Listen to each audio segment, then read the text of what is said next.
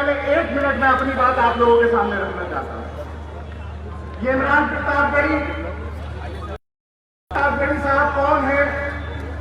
इस इमरान प्रतापगढ़ी साहब से मुरादाबाद इतनी मोहब्बत क्यों करता है, मैं आपको ये 2 बातें बताना चाहूंगा। बताने को तो बहुत। यहाँ कोविड कौन हुआ?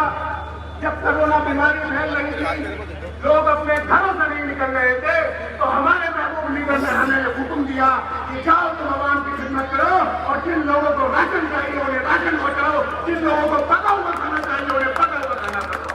इसलिए मेरे जवान इमरान भाई आपको मोहब्बत करता है। इस प्रोग्राम को, ये प्रोग्राम ना हो, चाहे वो कोई भी पार्टी हो, मैं नाम नहीं लूंगा, मुझे एक शख्स का नाम पता है जो ये चाहता था आज जामा मस्जिद पार्क के अंदर ये प्रोग्राम ना हो। मैं उनसे सिर्फ एक शेर कहना चाहूंगा कि लवे तीयों की हवा में उछालते रहना, फूलों पे तुम तेजाब डालते रहना, ये नूर बन के जमाने में निकल जाएगा, आसमान में कीड़े निकालते रहना। एक ऐसी आवाज, एक ऐसी मजबूत आवाज हिंदुस्तान के अंदर, मैं अल्लाह का शुक्र करता हूँ जामा मस्जिद के सामने खड़े होकर कि अल्लाह तुमने आज इस ऐसे दौर में जब आवाजों को बंद किया जा रहा हो, जब फासिस्ट ताकतें हम लोगों के ऊपर हावी हो, जब आरएसएस के एजेंडे सरकारी मशीनरी चला रही हो, तूने अपने इमरान प्रतापगढ़ी के सफाई। एक बार जोरदार ताली बजा दी अपने महबूब साहब के लिए, और मैं आवाज दे रहा हूँ जनाब इमरान प्रतापगढ़ी को अपने मुरादाबाद के आवाम का खिलाफ करने के लिए जोरदार ताली।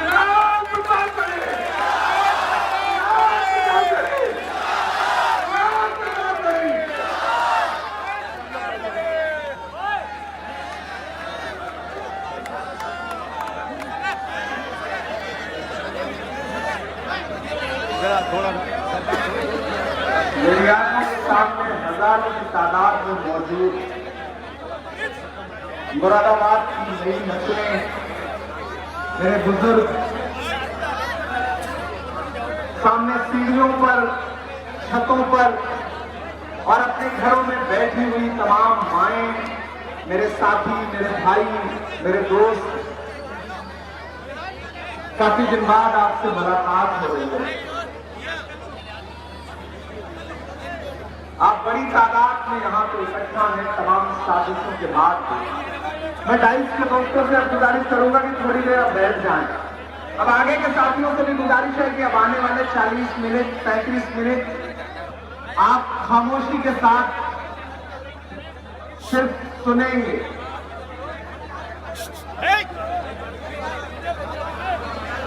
रिश्ता मेरा इस शहर से आबाद रहेगा,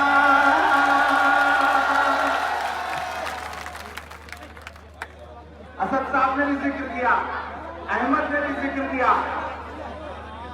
कई ताकतें थी जो चाहती थी कि प्रोग्राम ना हो सके, मैं आपसे मुखातिब ना हो सकूं, और इसके लिए जो साजिशें की गई हैं वो तमाम चेहरे मेरी आंखों में हैं। लेकिन मैं उन्हें बताना चाहता हूं कि रिश्ता मेरा इस शहर से आबाद रहेगा, रिश्ता मेरा इस शहर से आबाद रहेगा,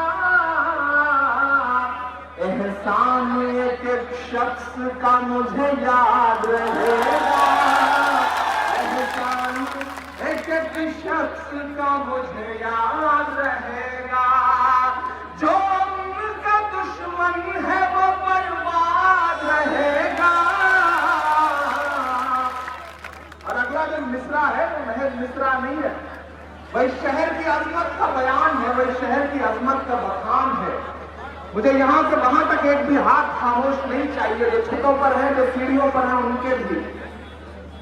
कि रिश्ता मेरा इस शहर से आबाद रहेगा, एहसान एक एक शख्स का मुझे याद रहेगा, जो उनका दुश्मन है वो बर्बाद रहेगा, जलवा तेरा कायम मुरादाबाद रहेगा, जलवा तेरा कायम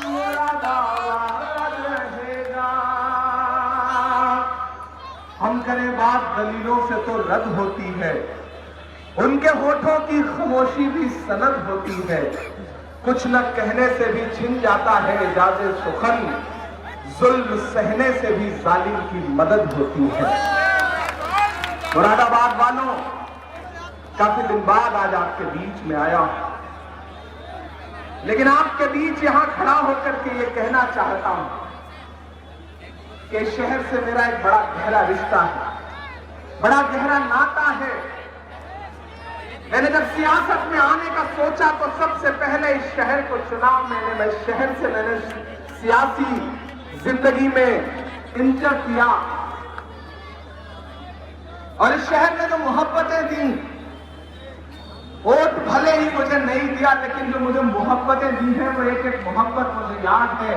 और उस मोहब्बतों की ही बुनियाद पर कांग्रेस पार्टी ने एक ऐसे ओहदे पर बिठा दिया जहां जाने का ख्वाब लोग जिंदगी भर देखा करते हैं, जहां लोग 50-50 साल मेहनतें करते हैं, लेकिन कांग्रेस पार्टी की लीडरशिप ने, आदरणीय राहुल गांधी जी ने, प्रियंका गांधी जी ने, सोनिया गांधी जी ने महज 34 साल की उम्र पर मुझ पर भरोसा जताया और माइनॉरिटी डिपार्टमेंट का नेशनल चेयरमैन बना करके मुझे उस जगह बिठा दिया कि आज मैं वहां बैठ करके हिंदुस्तान के किसी भी शहर में होने वाले जुल्म के खिलाफ ज्यादा मजबूती से बोल सकता हूं। हालांकि जब मैं आपके बीच इस शहर में आया था चुनाव लड़ने के लिए, हालांकि आज मैं आपसे बहुत ज्यादा सियासी बातें करने नहीं आया। आज तो मैं चेयरमैन बनने के बाद आपको एक बात बताऊं कि मैंने चेयरमैन बनने के बाद आज तक मैं अपने जिले में नहीं गया हूं, मैं प्रतापगढ़ नहीं गया। मैंने अहद किया था कि मैं पहले मुरादाबाद जाऊंगा, उसके बाद जहां पैदा हुआ हूं वहां जाऊंगा।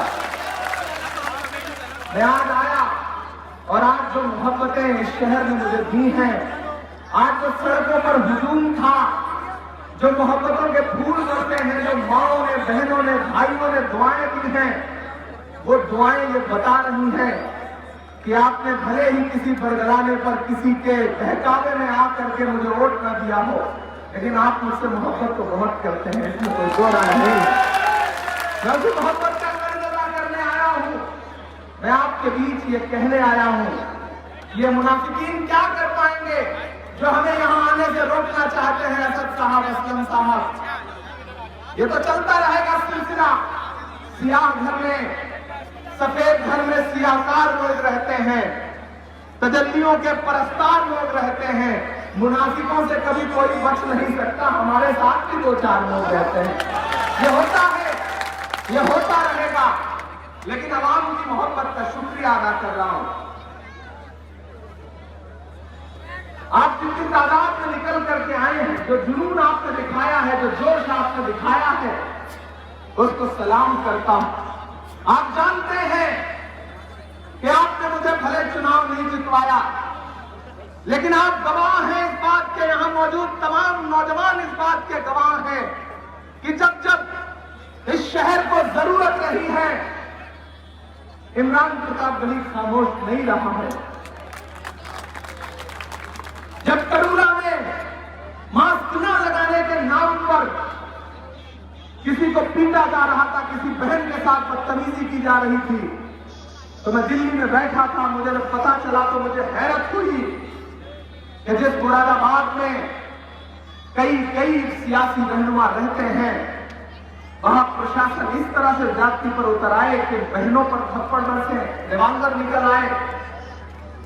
मैंने वहां बैठ करके भी आवाज उठाई थी और आला अफसरान का शुक्रिया कि उन्होंने इस आवाज को नोटिस लिया था और ऐसे अधिकारियों पर कार्रवाई करके उन्हें सस्पेंड किया था। मैं खामोश नहीं बैठा था, मैं खामोश तब भी नहीं बैठा जब जौहर यूनिवर्सिटी को परेशान करने की साजिश की जा रही थी, जब मेरे सियासी इख्तिलाफात होने के बावजूद जब मैंने देखा कि आजम साहब पर जुल्म किया जा रहा है और उनकी पार्टी के सियासी रहनुमा, जिनको आजम खान ने सियासत में जमीन से उठा करके आसमान पर बिठाया, उन्होंने अपने होठ से लिए हैं, तब मैंने एक दिन गाड़ी उठाई और मैं सीधे पहुंचा था रामपुर।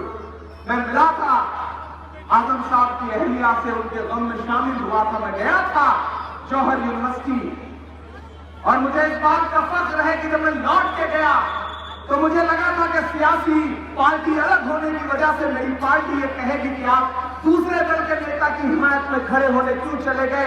लेकिन मुझे फख्र है प्रियंका गांधी जी पर। प्रियंका गांधी जी ने मुझे बुला के कहा था कि इमरान, मुझे अच्छा लगा कि तुम आजम खान की हिमायत में जाके खड़े हुए। प्रियंका जी ने मुझसे उस वक्त ये कहा था, मैं आपको ये कहने आया हूं कि ये सच है कि आपने मुझ पर बहुत भरोसा किया। जब मैं चुनाव में आया था, ये वही मैदान है, यहाँ तमाम डाइस पर बैठे हुए लोग गवाह हैं, ये वही मैदान है जहां बात करते करते मेरे आंसू निकल आए थे, ये वही मैदान है। याद है आपको ना, लोग मुझसे कहते हैं मुरादाबाद से आपका क्या रिश्ता है, खून का रिश्ता है? तो मैं कहता हूं नहीं, मुरादाबाद से मेरा खून का रिश्ता नहीं है, मुरादाबाद से मेरा आंसुओं का रिश्ता है। और मेरा मानना है कि खून के रिश्ते से भी बड़ा आंसू का रिश्ता होता है। इसी मैदान पर, इसी जगह पर मेरे आंसू गिरे थे और आपने उस आंसू को अपने दामन में समेटा था। वो अलग बात है कि मेंबरों से ऐलान हो गया किसी सुबह और आप किसी और झांसे में आ गए। लेकिन मुझे एक बात बताओ मुरादाबाद वालों, कि आप जिस झांसे में आए थे, जिन मेंबरों से ऐलान हुआ था और आपने किसी और को जिता दिया था, मैं उन उलेमा हजरात से भी यहाँ खड़ा होकर के आज बड़ी आजिज़ी से कहना चाहता हूँ कि मुझे बताइए कि आपने जिनको अपनी वोट की ताकत देकर के देश की सबसे बड़ी पंचायत में पहुंचा दिया, जब आपके अकाबरीन को एजेंसियों के जरिए चुनावी माहौल बनाने के लिए उठाया जा रहा है, तो उनकी आवाज निकल रही है? नहीं निकल रही है। लेकिन इमरान प्रताप गढ़ी चुप नहीं है। मैं बोल रहा हूं, मैं इसलिए जिंदा हूं कि मैं बोल रहा हूं। दुनिया किसी गूंगे की कहानी नहीं लिखती। मुरादाबाद वालों, मैं 2019 में यहां से चुनाव हार के गया।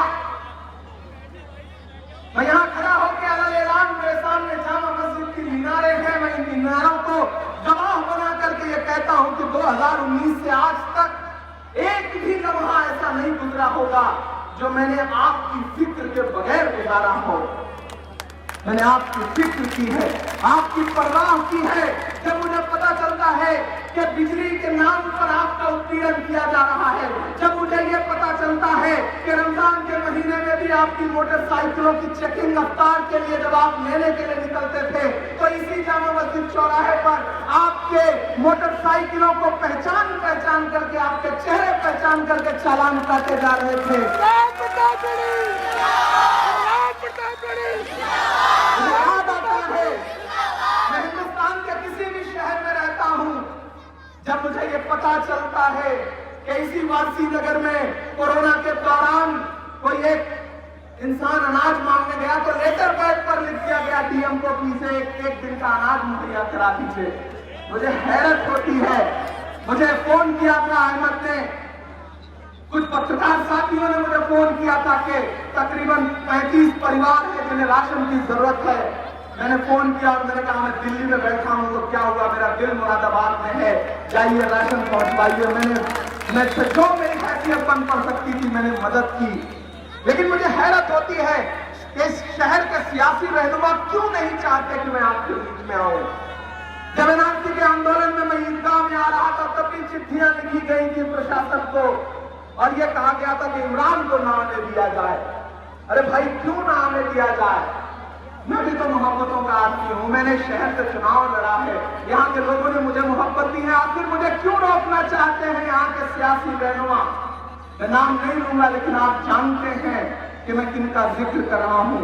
अगर ये काम गैरों ने किया होता तो मुझे उतनी शिकायत नहीं होती।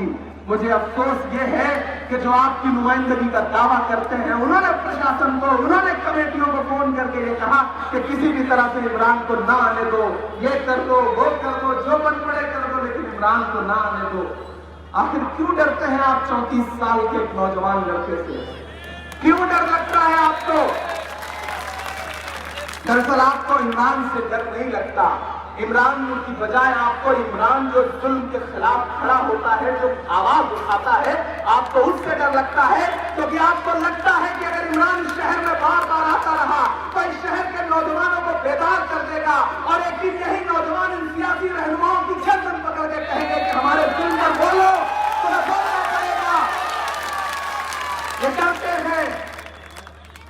को बेदार कर दूंगा। ये डरते हैं कि मैं हिंदुस्तान के किसी भी शहर में होने वाले जुल्म के खिलाफ बोलने के लिए इन्हें मजबूर कर दूंगा। ये डरते हैं। मेरे भाई, मैं आज यहां खड़ा हूं, मैं कल राबिया के घर जाऊंगा और उसके बाद यहां से जब दिल्ली पहुंचूंगा तो सुबह फ्लाइट पकड़ूंगा 28 तारीख को और सीधे असम जाऊंगा, जहां सीनों पे सीधे गोलियां मारी गई थी।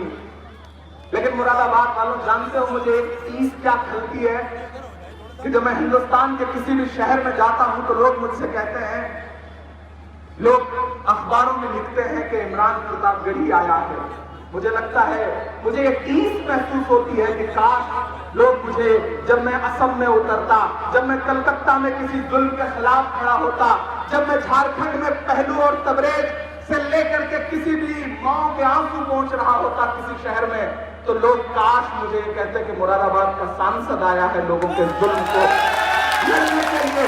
काश ऐसा होता। ये चीज मुझे खलती है क्योंकि मैंने बड़ी कोशिश की थी आपको भरोसा दिलाने की, मैंने बड़ी कोशिश की थी आपको भरोसा दिलाने की, लेकिन मुझे अफसोस है कि मैं आपको भरोसा नहीं दिला पाया, क्योंकि पर्चियां चल गई, मिंबरों से ऐलान हो गया। लेकिन आज मैं मिंबरों से ऐलान करने वाले अपने बुजुर्गों से कहना चाहता हूं कि आपने जिसके लिए ऐलान किया था उसका गिरबान पकड़िए और उससे कहिए कि जब एनआरसी के नाम पर हमारे वजूद को कुचलने की साजिशें की जा रही थी तो आप चुप क्यों थे? आप चुप क्यों थे जब आजम खान के साथ मारने की इंतहा तक का जुल्म किया जा रहा है, जब जौहर यूनिवर्सिटी को मिटाने की साजिशें की जा रही हैं तो आप चुप क्यों हैं? जिस पार्लियामेंट में बैठ करके इस तरह के मंसूबे और कानून बनाए जा रहे थे, वहां किस जबान से आप खामोश रहते हैं? काश हमारे मजहबी रहनुमा ये सवाल करें। मैं आपके बीच खड़ा हूं और ये कहने के लिए खड़ा हूं कि मुरादाबाद वालों, मुल्क बहुत नाजुक दौर से गुजर रहा है, मुल्क बहुत नाजुक दौर से गुजर रहा है।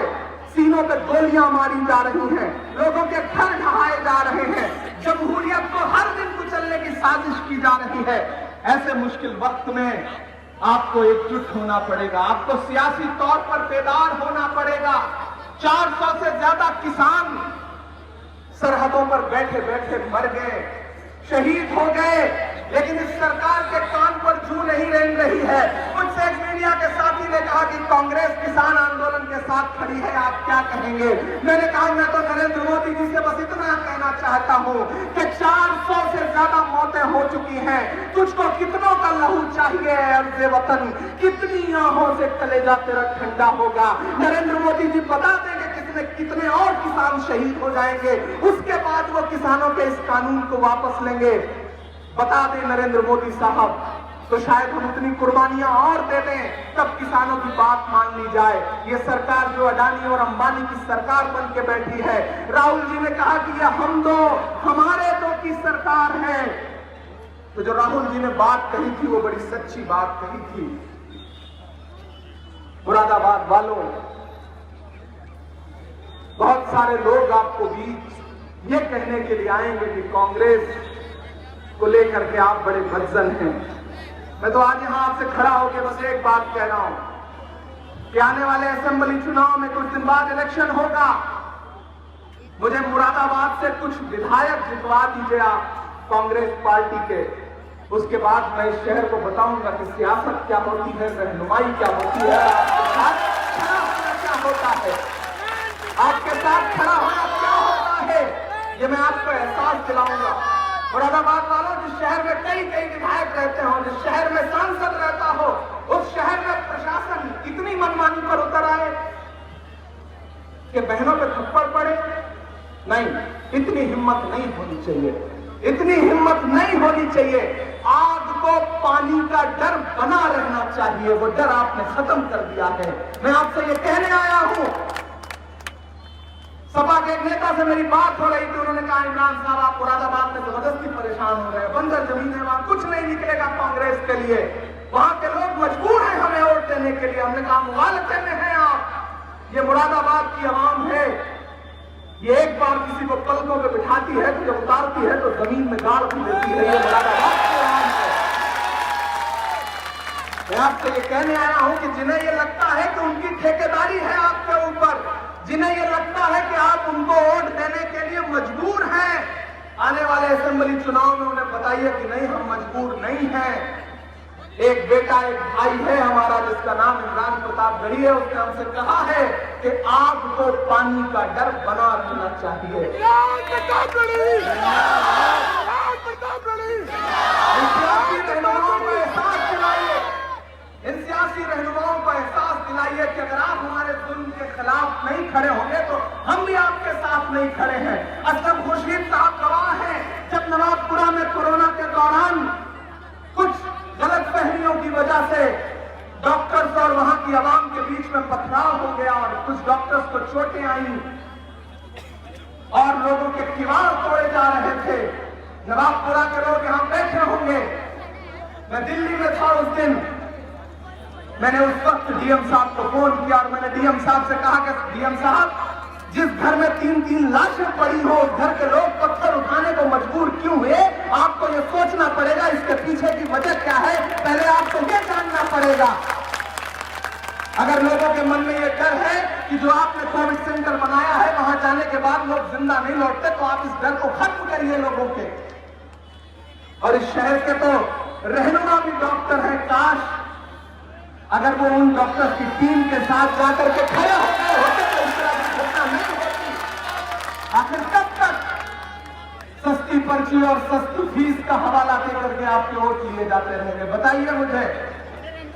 अगर सस्ती फीस पर आप वोट दे दें तो मैं आपको रात भर फ्री में मुशायरा सुनाऊं तो आप तो इस बुनियाद पर वोट मांगना हो जाएगा। लेकिन मैं आपसे इस बुनियाद पर वोट नहीं मांगता, मैं आपसे काम की बुनियाद पर वोट मांगता हूं। आप बताएं मुझे कि इसी शहर में जब ईदगाह में नाथी का आंदोलन चल रहा था तो मुझे कहा गया कि मत आइए शहर में, लेकिन मैं आया।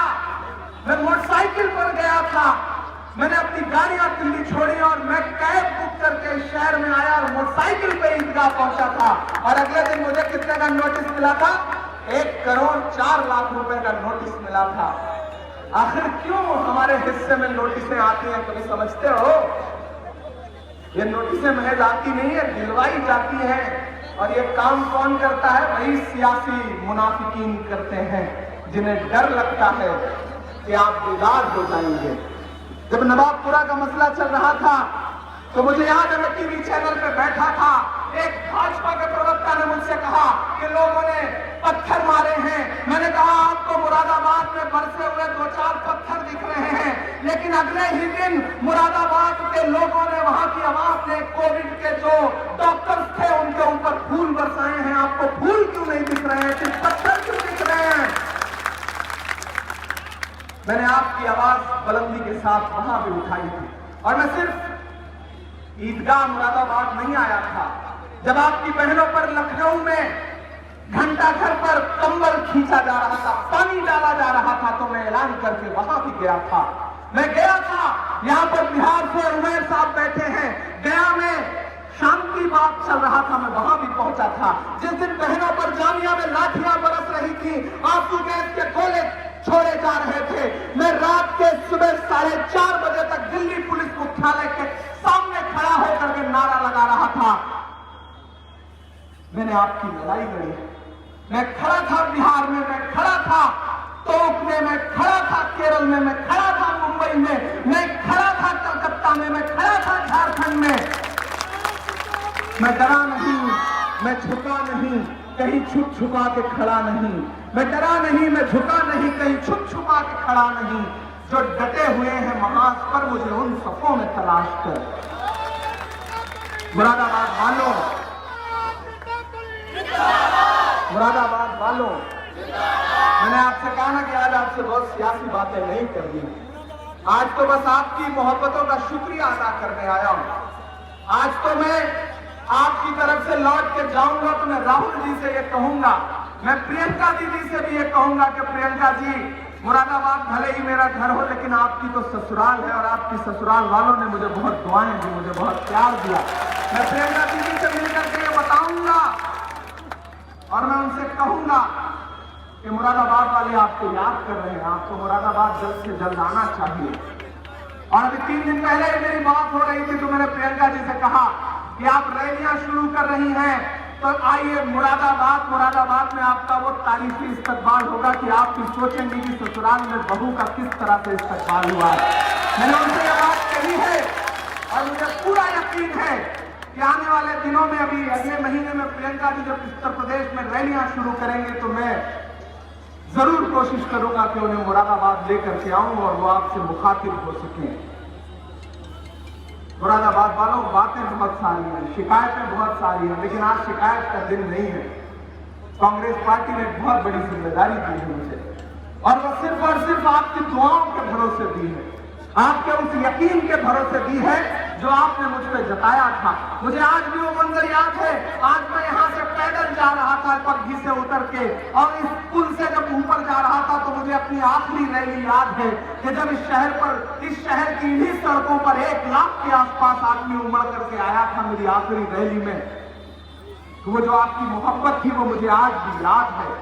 और मैं इस पसीने में तरबतर अगर यहाँ खड़ा हूँ, मुझसे अहमद ने कहा कि स्टेज पर पंखा लगवा दिया जाए, आप बैठेंगे तो। मैंने कहा यार मैं हिंदुस्तान के बाकी शहरों के लिए चेयरमैन हूँ, माइनॉरिटी डिपार्टमेंट का राष्ट्रीय चेयरमैन, मुरादाबाद के लिए तो मुरादाबाद का बेटा हूँ, यहाँ पंखे की जरूरत नहीं है।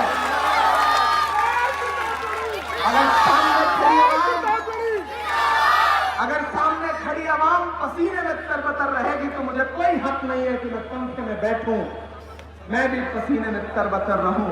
नया पाने की चाहत में पुराना छूट जाता है, तुझे अपनाऊं तो मुझसे जमाना रूठ जाता है। मोहब्बत पढ़ने लिखने में बहुत आसान है लेकिन मोहब्बत को निभाने में पसीना छूट जाता है। मैंने इस सरजमीन पे अपना पसीना बहाया है, मैंने इस सरजमीन पर अपना आंसू बहाया है। जिन्हें ये लगता है कि मैं छोड़ के चला जाऊंगा इस शहर का, उन्हें मैं बता दूं कि नहीं, अब मैं शहर को छोड़ के जाऊंगा नहीं। मैंने इस शहर को अपनी आखिरी सांस तक के लिए चुन लिया है। अब मुझे उस दिन का इंतजार है जब मुझे ये शहर चुनेगा, जब ये शहर मुझे अपना मानेगा, तब मैं मानूंगा कि मेरा यकीन, मेरा भरोसा आज जाके कामयाब हुआ है, क्योंकि मैंने तो आपको चुना है। मुझे देखना है कि आप मुझ पर वो भरोसा कब जताते हैं। यही तो कहा गया था ना कि इमरान जीत के चला जाएगा, उसे वोट मत देना, बाहरी है, जीत के चला जाएगा। मैं तो हार के भी नहीं गया ना, नजर आता हूं कि नहीं, इन्हीं सड़कों पर दिखता हूं या नहीं, तुम्हारे मसलों पर बोलता हूं या नहीं बोलता हूं, बताओ। और मैं मुरादाबाद वालों में आपके एहसास समझता हूं, मैं जानता हूं कि आप खुद परस्त लोग नहीं हैं, आप सिर्फ अपने मसलों पर नहीं रोते हैं, आप सिर्फ अपने मसलों पर आपका दिल नहीं धड़कता है।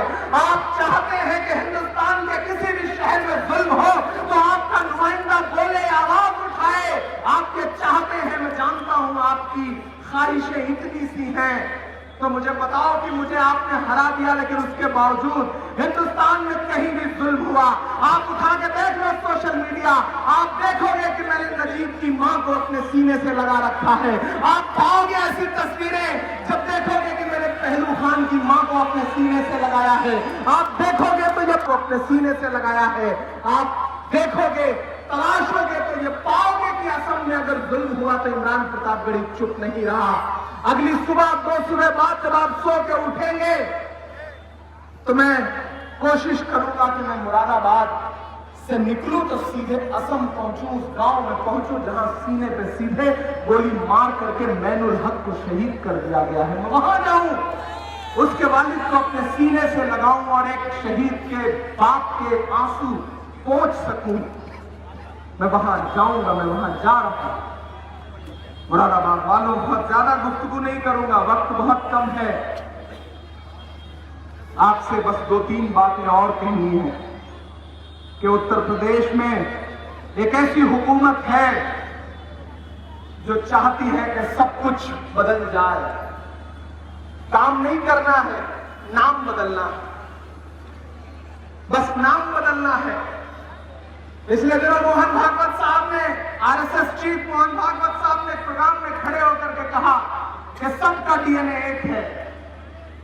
मैंने अलग ऐलान कहा कि नहीं, सबका डीएनए एक नहीं है, मोहब्बत और नफरत का डीएनए एक नहीं होता, गांधी और गोडसे का डीएनए एक नहीं है, मोहब्बत का डीएनए अलग है और नफरत का डीएनए अलग है।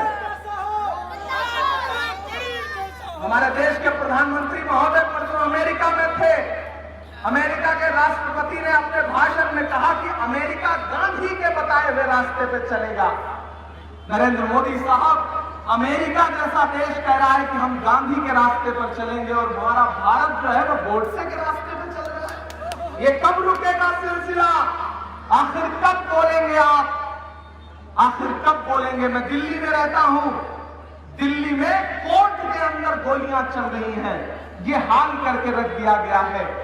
मुरादाबाद वालों, मुल्क बहुत नाजुक दौर से गुजर रहा है। आपको सोचना पड़ेगा, आपको समझना पड़ेगा। आपने अब तक जिन जिन सियासी दलों पर भरोसा जताया है, जिन जिन क्षेत्रीय दलों के विधायक जितवाए हैं, सांसद जितवाए हैं, मैं यहां दो बातें आपसे बहुत जिम्मेदारी भरी कह रहा हूं। लोग आपसे कहते हैं कि कांग्रेस ने अक़लियतों को क्या दिया, मुसलमानों को क्या दिया। ये सवाल आपके बीच में उठाया जाता है कि क्या दिया। अरे वो कांग्रेस ही थी जिसने डॉक्टर जाकिर हुसैन को इस देश का राष्ट्रपति बनाया। वो कांग्रेस ही थी जिसने फखरुद्दीन अली अहमद साहब को इस देश का राष्ट्रपति बनाया। वो कांग्रेस ही थी जिसने जब दोनों तरफ लहू लहू मंजर थे, सरहद के इस पार और सरहद के उस पार, 1947 के बाद मुल्क आजाद हुआ, तो वो कांग्रेस ही थी कि जब पंडित नेहरू जी ने आगे बढ़कर के मौलाना आजाद को अपने सीने से लगाया और अपनी कैबिनेट में पहला शिक्षा मंत्री बनाया। आजकल कुछ लोग ये कहते घूम रहे हैं कि उप मुख्यमंत्री, मैं नाम गिना रहा हूं।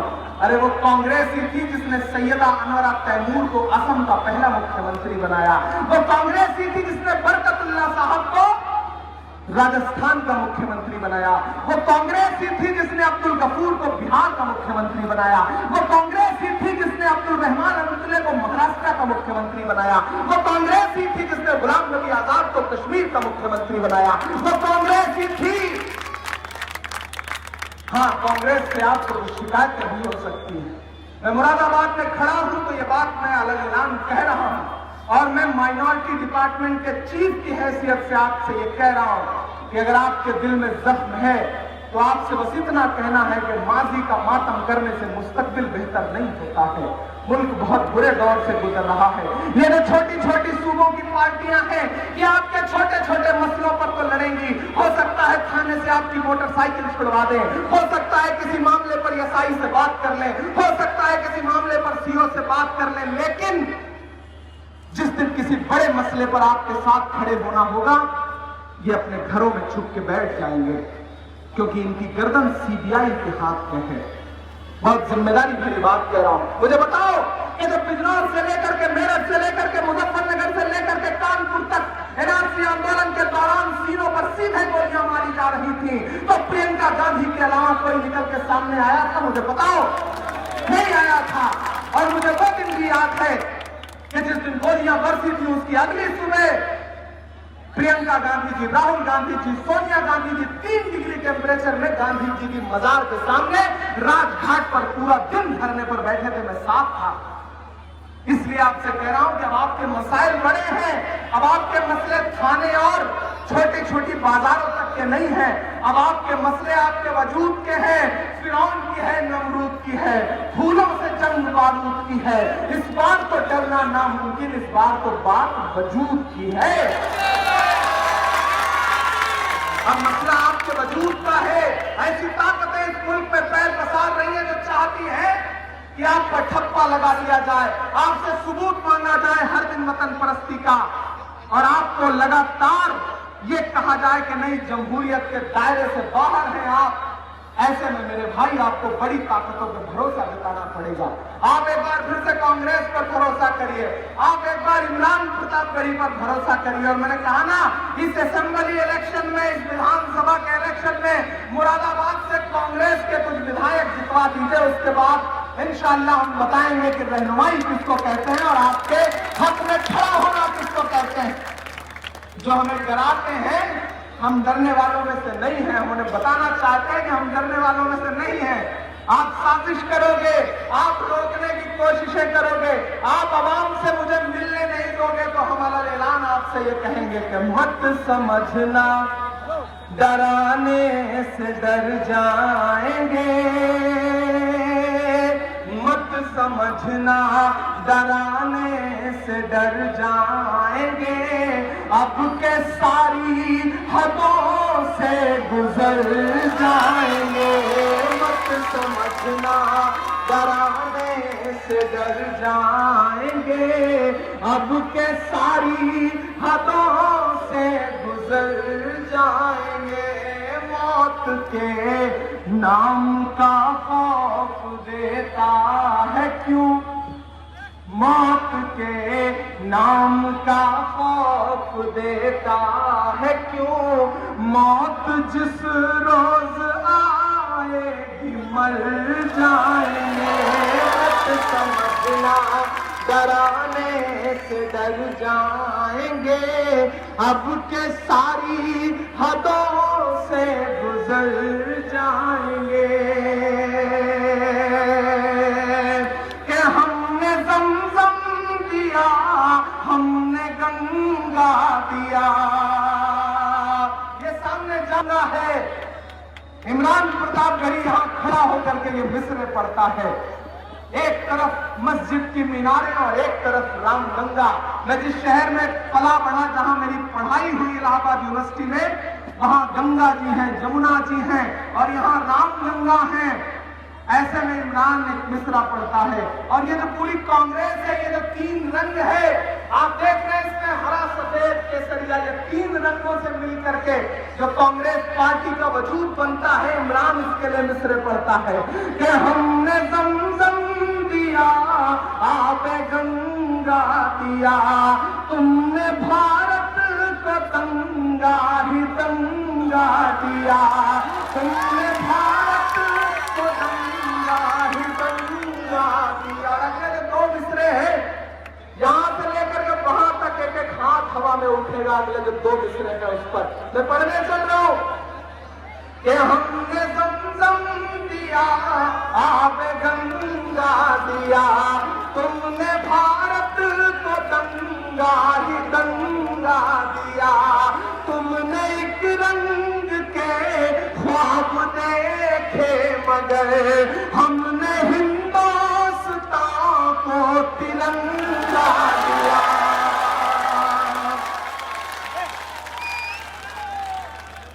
ये तिरंगा बदन पर लपेटे हुए, ये तिरंगा बदन पर लपेटे हुए, एक दिन इस जमीन में उतर जाएंगे, समझना डराने से डर जाएंगे, मौत जिस रोज आएगी मर जाएंगे। और इसी शहर में खड़ा होकर के मिसरे पढ़ता हूं कि खून की बारिशों से डराओ नहीं, तुम हमें साजिशों से डराओ नहीं, सीने हाजिर है गोली चलाओ मगर, सीने हाजिर है गोली चलाओ मगर, तुम हमें नोटिसों से डराओ नहीं, ना इधर जाएंगे ना उधर जाएंगे, ना इधर जाएंगे ना उधर जाएंगे, बन के खुशबू फजा में बिखर जाएंगे, मत समझना डराने से डर जाएंगे। और एक बात पढ़ता हूं आखिर में, और बहुत सलीके से अपनी बात कहने की कोशिश करता हूं। मैंने कहा ना 400 से ज्यादा किसान आंदोलन करते करते शहीद हो गए, लेकिन कान पर जू नहीं रेंग रही है। लेकिन आपने ये महसूस किया कि जैसे ही मुजफ्फरनगर में किसान महापंचायत हुई, और एक मंच से हर हर महादेव और अल्लाह अकबर के नारे लगे तो बिलबिलाने लगे हैं सियासी रहनुमा। और फिर उसके बाद पश्चिमी उत्तर प्रदेश का माहौल खराब करने के लिए अवैध धर्मांतरण का नाटक रच करके तमाम रहनुमाओं को, मजहबी रहनुमाओं को गिरफ्तार करने की कोशिशें की जा रही हैं। हम मजम्मत करते हैं, कांग्रेस पार्टी ऐसे हर कोशिश की मजम्मत करती है। और इमरान प्रतापगढ़ी एक बंद पढ़ता, मत समझना डराने से डर जाएंगे। सुनना एक बंद भाई,